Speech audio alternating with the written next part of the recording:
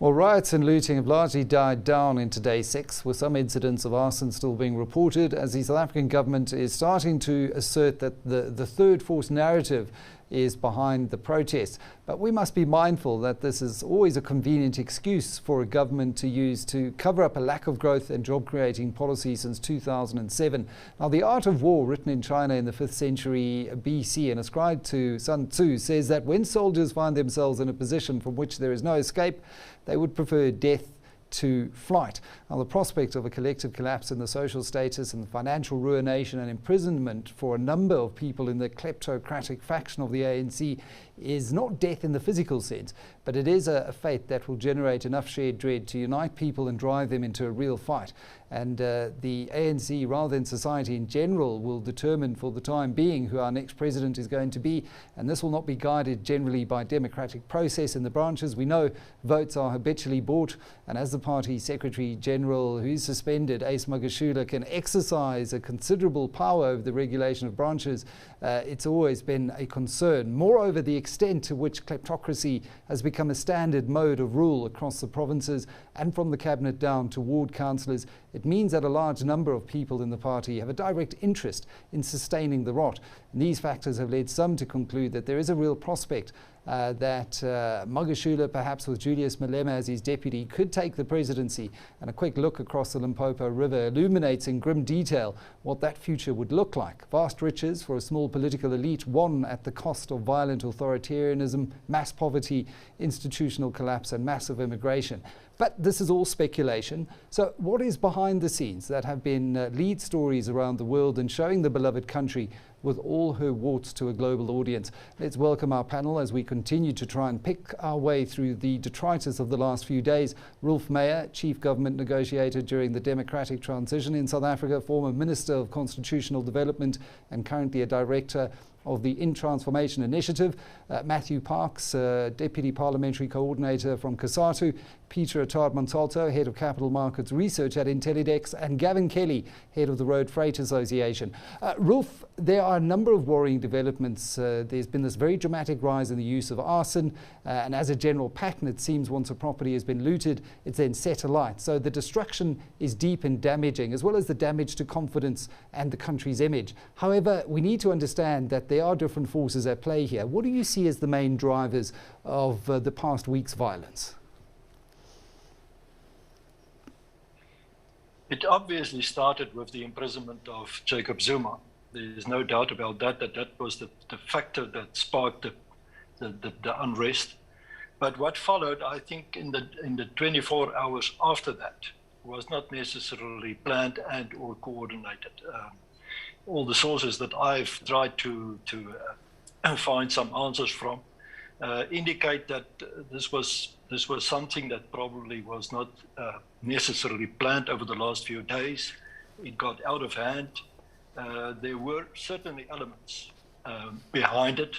And I think there's a lot of speculation, as we've seen also in the media this morning, a lot of speculation as to who were actually behind the start of this unrest and whatever the intentions were. But I think, it's too early days to really make a satisfactory conclusion about what's behind it, except to say that there's definitely an element of insurrection. I don't think we can deny that possibility. And of course, then on the other hand, it was criminal acts, looting that got out of hand, and I think that was not necessarily all planned. I think, Peter Attard-Montalto, to bring you in, what leads many to speculate that this is more a planned insurrection is the targeted nature of these particular protests, targeting key supply chains, cell phone towers, water treatment plants, ports, forcing refineries to shut down.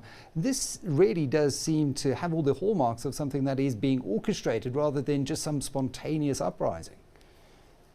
Well, I think we need to be very careful. There are a large number of different groupings at play here. And as Roelf was saying, I think there were certainly initial sparks into a larger socioeconomic powder keg that led to the scale that we saw on Monday of looting and opportunistic looting from general members of the public. But I think the balance that we're now trying to find, talking to a lot of people in security structures, etc., is how much orchestration is actually going on. Now, there certainly is some. That's particularly in KZN, much less in Gauteng. But that is going on, and I think we have to put that in a box, though. We can't just dismiss the wider socio-economic issues which have led to the looting, but equally we need very rapid security and police action against people who are both fanning the flames and who are orchestrating underneath the surface as well. I think there's also a grey area in the middle. I mean, there are a lot of criminal gangs, mafia, etc., in KZN who've been seen in the construction sector, etc., over the last year or so, who are at play here, who shadow a grey area in between. So it's a very complex mix, and I think that's the troubling thing going forward. Is this is not necessarily solved by any particularly short-term interventions. The costs are massive. Gavin, I want to bring you in on this point. We had Tiger Brands announce in a SENS update today 150 million rand so far that it estimates has been looted in the snacks division. That's not taking into account the damage to bakeries and other properties in KZN in particular. What sort of damage has been done to your members' businesses and assets, Gavin? Well, obviously, the figure is still being tallied as we see exactly what's happened. The first couple of days when the riots happened on the national routes, and you would have seen those pictures from the Meyer toll plaza, that was a reasonably easy calculation because we knew the number of vehicles that had been burnt out, and as the figures climbed from 5 to 10 to 15 to we sort of around 40 now, and of course we haven't worked out what's happened at the DCTs yet, the distribution centres in and around KZN and obviously in Gauteng. So those initial figures were still scary, but they weren't as huge as they will be now. So there were vehicles burnt on those routes, and depending on what the vehicle was and what it was carrying and what specialized equipment it had, we kind of took an average figure of about 5 million rand per vehicle. So you times that by 40 and you quickly get to 200 million rand. Isn't a lot in terms of what we've seen over the last week. But now we're looking at billions of rands. We're looking at what's happened to distribution centers, how they've been ransacked, equipment taken out of that, of course, vehicles there have been burnt, and then they've come back and just burnt the empty buildings. And that's a big problem because that stalls the whole process of getting logistics back into queue and getting it running, because where you were going to and where you were coming from have been destroyed. So really we're looking at billions of rands in terms of just assets. And then, of course, there are some companies who've been wiped out. They're gone. And of course, all of the employees are now going to be jobless. There's going to be no salaries being paid there. So we are already in the billions of rands. And that is, when we look at the fact that Treasurys, at least one state-owned company that we hardly ever talk about, can cover many larger businesses who've taken out Treasurys as part of their cover. I think many of the smaller businesses might not have Treasurys protection, and you worry about them as well. But I want to come back to the impact on the workers, Matthew, and these labourers who are not going to be able to return to jobs as a result of this. What do you make of the events of the last 7 days? The devastation is huge. We're getting reports from our unions in the clothing industry, the transport sector, the agricultural sector, the retail sector. I think we'll easily lose 100,000 jobs. Entire shopping malls have been destroyed, and that hits workers across the place. My company owner might get insurance payouts, maybe in 6 months, maybe in a year. But what happens to those workers in the meantime? They'll sit at home with nothing. You might also find that not all the company owners will come back and rebuild the company. They might just decide to pack it up, call it today, and take the insurance payouts. So the toll is going to be heavy. We're now getting reports of shortages of basic goods, of food, of toiletries, etc., because the shops have been destroyed, because the trucks are blocked from distributing their goods. I think from outside, what's the cause? I think Roelf is right. The imprisonment of the former president is there, but also because of a culture of impunity that has been built over the past decade, where some political elite have made themselves above the law. They've hollowed out the state, they've hollowed out the police and the intelligence capacity to deal with criminal elements. And of course, we've always been warning as COSATU that we're sitting on a ticking time bomb, Mike. When you have unemployment rates of 40% plus, a sense of hopelessness, of absolute poverty in many towns. Some of these towns in KZN are textile industry towns which have been devastated over the years. So yes, there was a political orchestration because looters don't go and burn power stations or shopping malls. Who carries that kind of a petrol with you? They will steal the TVs, etc., and the food, sure. But there's also an element of desperation. I think that's why it's spiraled quite quickly out of control. So it's quite a wake-up call for all of us, Mike. Yeah, that powder keg, to mention it again, has been sitting there simmering in the background of South African society for a very long time. And if you start looking for silver linings in all of this, one does hope that scales have fallen from certain eyes and we start thinking about the very nature of South African society, which has generated such exclusion. Now, one could debate that and say, well, we were starting with the right economic policies up to 2007 to see some dents. We're seeing 5% growth, and then we had the Polokwane movement where we really shifted away from those economic policies. Roelf, what do you see, firstly, before we get into that, as one of the key failings to have been laid bare by all of this? The failing by the intelligence community to be able to get ahead of this, and the hollowing out of SAPS has got to be a real concern. It represents a very weak state. It represents a weak state, but I think we have to look at where it started. And you pointed that out just now, and that was, probably 2005. I think there were reports or analysis since the weekend that indicated, what lay bare at the moment is the fact that there are divisions in the ANC, that in the ruling party, that grew over time. And it started probably there in 2005 when Jacob Zuma was fired as deputy president at the time. And it developed over a period of time, and nobody really in the beginning paid much attention to it or took it too serious. But I think we're now seeing the price for that. And it looks to me, if there is an attempt in the first instance to battle it out in the heart of the ANC as the ruling party. The sad thing is, this is the consequence that the country is now suffering. So the country is the victim, and for that reason, we have to make sure that this is being stopped, not stopped only for the moment, but stopped in terms of future consequences. But I think it's right what was said by one of the colleagues, that it shows how hollow our security forces are, or our security system is. This should have been picked up earlier on. I'm absolutely certain of that. And there should have been immediate reaction of a much stronger nature by the weekend already. We took too long to deploy. It should have been nipped in the bud on the first day, so to speak. And only to have 20,000 boots on the ground now certainly seems to be far too late. Peter, I want to bring you in. We are talking on the back end of a BUSA press conference that's being held as well. I believe calls being made there for a 24-hour curfew. What do you make of that?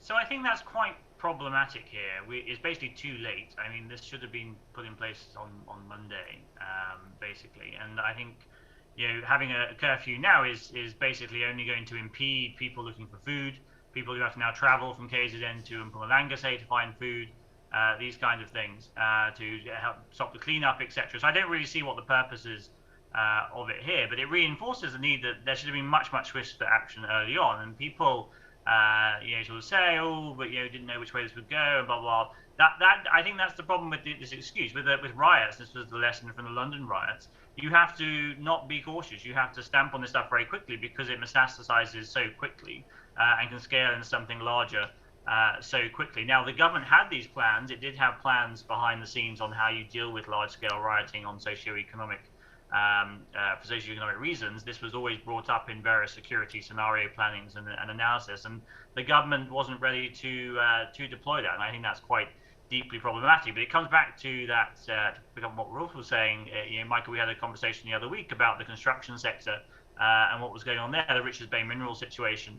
There were already deep concerns from investors about the inability not only of SAPS to deal with something like that, but the inability of the government to take investor concerns seriously about what was going on around construction sector mafia as well. And I think this reinforces the deep problem here as businesses consider, what do you do about rebuilding in KZN? Do you rebuild somewhere else, in Gauteng, in Western Cape, etc.?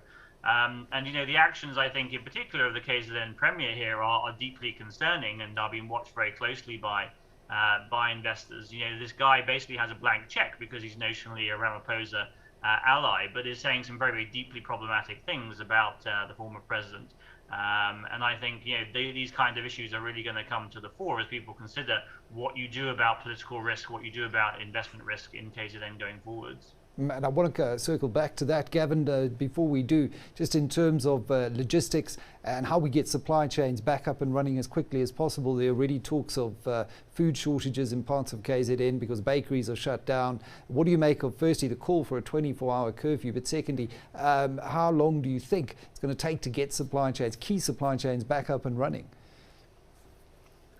Yeah, I think a call for a 24-hour curfew is probably not the right way to go. It's going to stymie a lot of the activity, and you've heard what Matthew was saying earlier on. So I don't think that's a good idea. I think what we need to do is have directive policing, directive security activities. We need to secure corridors.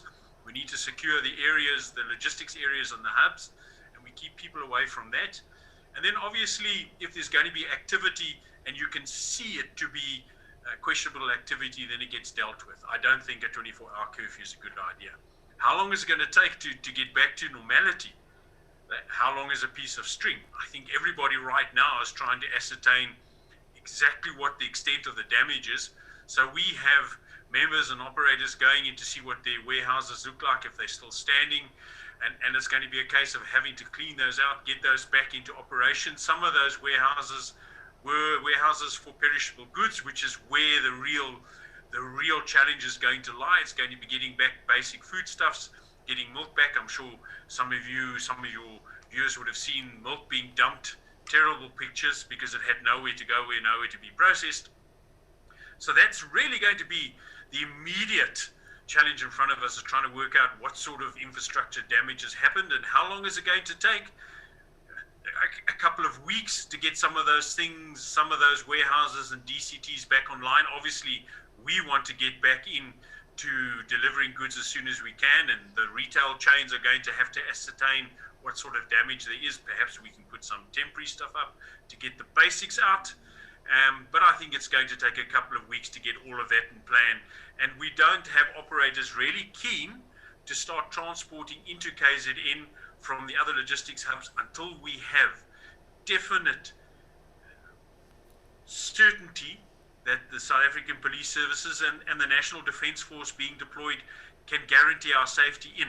That is going to be really where the core lies, is guaranteed safety, protection of the logistics movement. And to Peter Montalto's earlier point about scenario planning, surely government has done some scenario planning to ensure that our key corridors are secured, and one hopes that can get rolled out as quickly as possible. Matthew, from Labour's perspective, what role do you see organised Labour playing now in the rebuilding exercise? We are seeing pictures of community groupings and organisations taking it upon themselves, not only to defend their communities, because that thin blue line just wasn't there, but to now go and clean up. And it really is heartening and encouraging to pick at some silver linings from this very dark cloud. What role is Labour playing? I mean, I think two parts, Mike. I think one is that these workers, the nurses, the doctors, the paramedics, who've been providing life and death support, those are workers. They continue to perform that service. Many of them have actually been threatened for trying to do the work. Our police union public has been mobilizing police officers to embrace the call to go to KZN, etc. Our unions have spent a fair amount of time in the past few days trying to cool the flames in KZN, so to speak, across the towns, across the province, etc. Because they do have a footprint in most places. Right now, a lot of our manufacturing unions like SACTU and SACAO in the retail sector are also trying to work with employees to do an audit of what's the damage, what needs to be done to rebuild it. But we met at NEDLAC last night as COSATU and proposed basically a 12-point intervention plan, where we think we need to look at, after the police and the defence force re-establish the rule of law, how do we pick up the pieces for these destroyed companies, destroyed communities, destroyed jobs. And obviously some relief needs to come from government, some needs to come from the insurance sector, some from the banks. But also as Labour, we want to say that, look, from our side, we proposed that the Unemployment Insurance Fund must pump in some relief to these workers and these destroyed companies, because insurance might cover the company, but it won't cover those workers' lost salaries. And there is sufficient funds in the UF to do that. We already met with the UF on Tuesday to say, can they start costing? What are the options? But whatever it is, it can't take long. We need to have a plan within days. So we are meeting again tomorrow at NEDLAC. I suspect Michael must meet over the weekend. So we can really put together as Labour, as government, as business, a package of relief, a disaster package to cover all the different gaps. And what can all of us contribute as social partners to rebuilding going forward? Roelf, as we conclude, we've got about 4 minutes to go. How do we rebuild from here? Well, the frustration for me is so many local asset managers and international asset managers I was speaking to before this were starting to relook their capital allocation strategies to South Africa. The reforms in energy, in privatising SAA, in our institutional strength in the constitutional court holding firm were all very good indicators. Now this certainly dented our investment image. How do we rebuild? Yeah, undoubtedly. Our image in the international community is really, really affected. I won't say how deep and wide it is because it's impossible to measure it yet. But I think the one encouraging thing, Michael, that we've seen in the last few days is the way in which South Africans started to react from average people from the street, literally, to organized business, to organized labor and others, civil society in general. I think the reports that we've seen in that regard shows that South Africans are not prepared to take this lying down. And I think that is the positive message that we have for ourselves, but we can also demonstrate it to the rest of the world. There is a resilience in the makeup of the South African society that I think will ensure that we overcome this. It's a big shock. And I think it's a big shame for all of us that it happened. And we have to look deeply at what the reasons were really. We have to address problems like inequality, unemployment, and poverty out of this. But the point is, I think South Africans are willing to do this. It's amazing how people are starting to work together in rebuilding and coming back and ensuring that it doesn't go further. Absolutely. And Peter, just to build on that, clearly we have to reignite the conversation that we have so often about the economic policies that have to be in place to create growth, which in turn creates jobs. And that's why reform is so important. But the immediate response surely now must also turn to what Treasury's role is in terms of opening up the taps a little bit. Oh, exactly, and this is where I find myself unusually in full agreement with Comrade Parks there, that we need a fiscal stimulus that comes through. And interestingly, we have the money. We have this term to trade boon, very, very large amount of cash, 412 billion currently in the coffers. There is an ability maybe to spend 30 billion or so through extension of the COVID grant, through some of these UIF interventions that Matthew was mentioning. So yes, we are actually in a fortunate position with this money to be able to bridge, but really there's no substitute for those longer term reforms. And this is the challenge. Before this, we were already forecasting that unemployment continues to creep higher over the long term, not reverse and move lower, even with the reforms that were being put in place. And that's really the deeply concerning thing. If you have this continually upward sloping unemployment trajectory, you're going to have a repeat of the current situation. I think that's really the spark that should create some positive panic in government to actually get a move on. Sadly, though, to my earlier point, the capital allocators who are about to invest, which then leads to that virtuous cycle of growth and jobs, are probably going to be delaying that decision. So I think we will need a government stimulus to be the flywheel to catalyse that growth and at the same time quell this insurrection as well. Sadly, that's all the time we have for. We're going to keep the coverage going on the unfolding riots, which have certainly died down to some extent on day 6. Around the panel, we had Roelf Meyer, Chief Government Negotiator during the democratic transition in South Africa, as well as former Minister of Constitutional Development and currently working as a Director in the In Transformation Initiative around electoral reform. Matthew Parks, the Deputy Parliamentary Coordinator for COSATU. Peter Montalto, Head of Capital Markets Research at Intellidex, and Gavin Kelly, Head of the Road Freight Association. We'll continue this coverage of the riots and the aftermath all day on Business Day.